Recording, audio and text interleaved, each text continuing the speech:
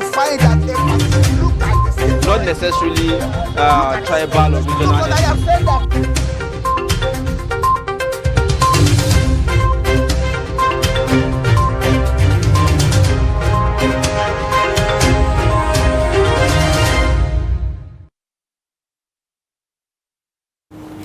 All right, thank you for staying with us. You're watching Daybreak on Trust TV. Now, time for us to take a look at the stories on the front pages of our newspapers this morning. And we'll begin with the Daily Trust newspaper, where we have the lead story here, talk about the ongoings in Niger. It says, ECOWAS, Niger's junta begin talks soon.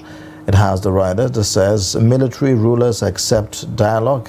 Ulamas to brief Tinubu today. We sacked Bazoum to save Nigeria, coupists. Why we shunned Abdusalami delegation. Protests in Katsina for Bazoum's release. Envoy seeks U.S. help. All the details on page 4. You have above the lead story. Road crashes claim 4,387 lives in 6 months. And that's on page 6. Diversion of diaspora remittances contributing to Naira crash. That's according to the Central Bank of Nigeria on page 19. Farmers flee as bandits invade Niger villages. You have also on page 6. Then below the lead story, Kano halts fee increment by private schools on page 23. Gombe Bauchi Road Bridge collapses after downpour, page 23 as well. Overhead tank collapses, kills teacher in Edo on page 16. You have the pictorial showing you Nigerian Islamic clerics after their meeting with Niger's military leader, General Abdurrahman Tichani in Niger at the weekend. These are the main stories on the front page of Daily Trust newspaper today. Now let's take a look at the Punch newspaper. It has a slightly different headline. It says, Forex crisis. Marketers propose 720 naira per litre, suspend fuel imports. And the first rider, no Forex in CBN's I&E window. Fuel price hike imminent, says Moman Ipman. And the second rider, marketers seek end to dollar scarcity. Naira slides further amid shortage. And beneath that, we have Niger Junta bows to pressure, demands meeting with ECOWAS. We also have CCB Sean's request on Tinubu Shetima's assets. ICPC grills Agric-Ministry officials over massive fraud. Shuaibu manipulated Youth Council poll for selfish reasons. And just above the masthead, we have Niger, PDP, NLC, Bakari, Kigama oppose military action. CBN staff loans jump by 113%, hit 40 billion naira. And we also have military pledges loyalty to Tinubu backs democracy. These are the major stories on the Punch newspaper for today. All right, another Guardian this morning. You have the lead story, talks about, it has a key card that says CBN's Fiscal Irresponsibility Act. Investigator probes CBN staff, consultants, NIB, that's NIPS, and then NSPMC, all that on page 6. You have above the lead story, how 66 days of APC plunged Nigeria into further darkness by LP. You have ministerial nomination as litmus test for APC in Southeast. Niger, military succumbs to dialogue, says coup in Nigeria's interest. You also have Tinubu's reform will fail without economic justice, ending corruption, says Bakari. Shareholders point fingers over court order barring FBNH from holding AGM. You have also how fuel subsidy removal impedes justice administration. These are the main stories on The Guardian this morning. All right, now let's get some more perspectives to some of the stories that we've seen on our papers this morning. We have in the studio Suleiman Ubagaya, who is the former Deputy President, Nigeria Guild of Editors, to review some of the papers' stories with us. Thank you so much for joining us on Daybreak today. It's my pleasure. Yeah. Thank you. Well, the story about Niger is not going anywhere anytime soon from the look of things. A lot of revelations following each other. Today we are hearing this new turn that it has taken where the military junta said that they are ready for dialogue coming after the visit of the ulamas in Niger yesterday. What do you make of the recent revelations? They are also claiming that the coup itself is in the interest of Nigeria. I wonder how that is, though. But okay, thank you very much. Permit me to take the liberty, first of all, this being the first time I'm featuring on this program, to commend the owners and operators of Trust TV for the excellent initiative that saw them establishing this great television station. The Media Trust has been an institution of pride for those of us in the media, not just in Nigeria but globally, because we have friends all over the globe, be members also of international media organizations like the World Press Organization, the World Editors Forum and the rest, International Press Institute and the rest. Coming back to the question, let me also say there is always a limit to intransigence. You know, I knew that sooner or later the junta will cave in and accept the demands made by ECOWAS. Well, not quite so. Not all the conditions being set by ECOWAS. For example, I don't know whether they will end up releasing President Bazoum, but at least the fact that they have not accepted a dialogue with ECOWAS is a welcome development, is a step in the right direction.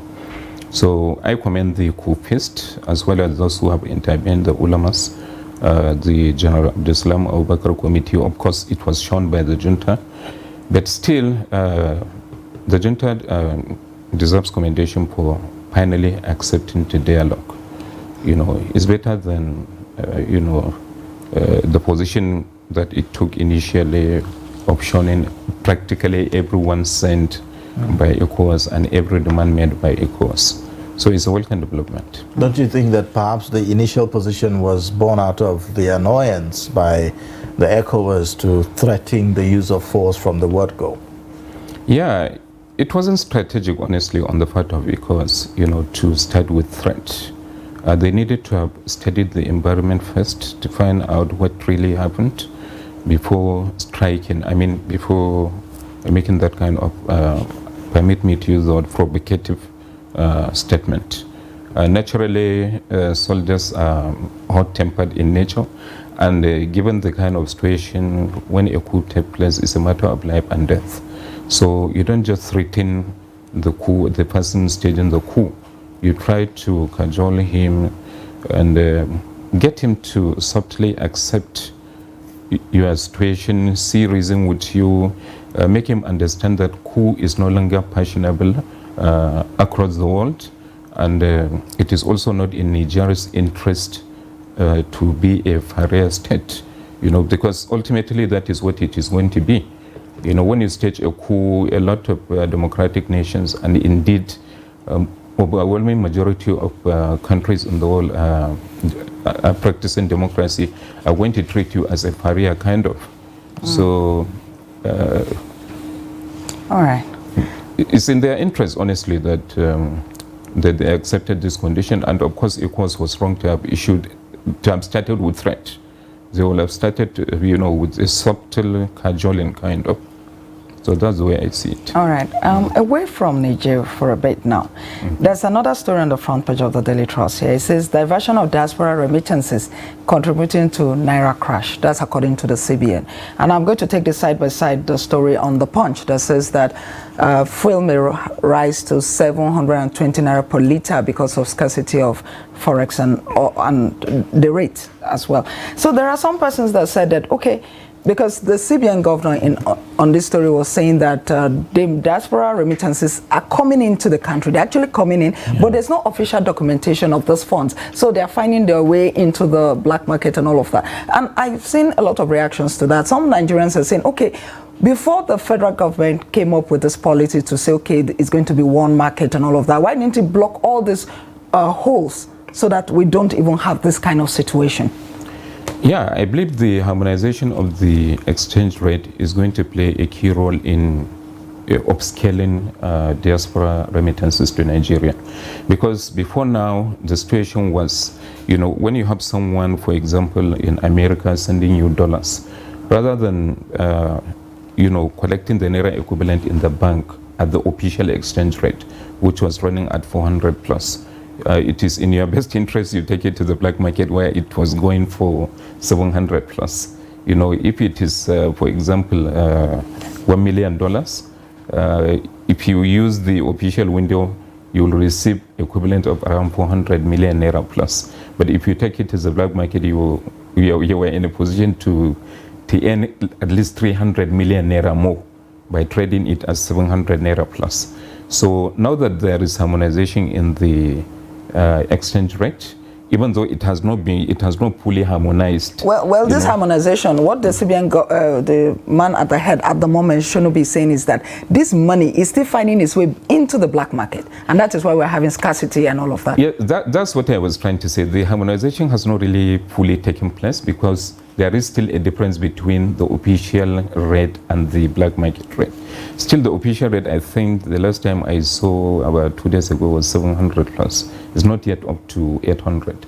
And that was at a time the dollar was trading at 900 plus or barely 900 at the black market. So naturally, people will want to leverage on opportunities, you know. When they realize the dollar, when they realize they stand to gain a little more, it's like people haggling for very small things. You want to buy a banana and the woman is telling you it's 2,000 Naira. You know, you insist you want to buy it at 1,800. So people want, you know, gain more. You know, so and in the case of remittances, of course, people feel entitled because it's their money. You know, so they cannot be compelled to trade it at the official window. But of course, it is in our best interest nationally. It's in our best national interest to, as much as possible, do things officially. This thing about black market the window should, as quickly as possible, be closed. That's the way I see it. Okay, so the issue, the danger, or I would say the problem, the impending problem is that there's likelihood for as a result of this crash for fuel prices to go up higher to as much as 700 and so, or as giving that the dollar exchange rate is not really in control of the government per se.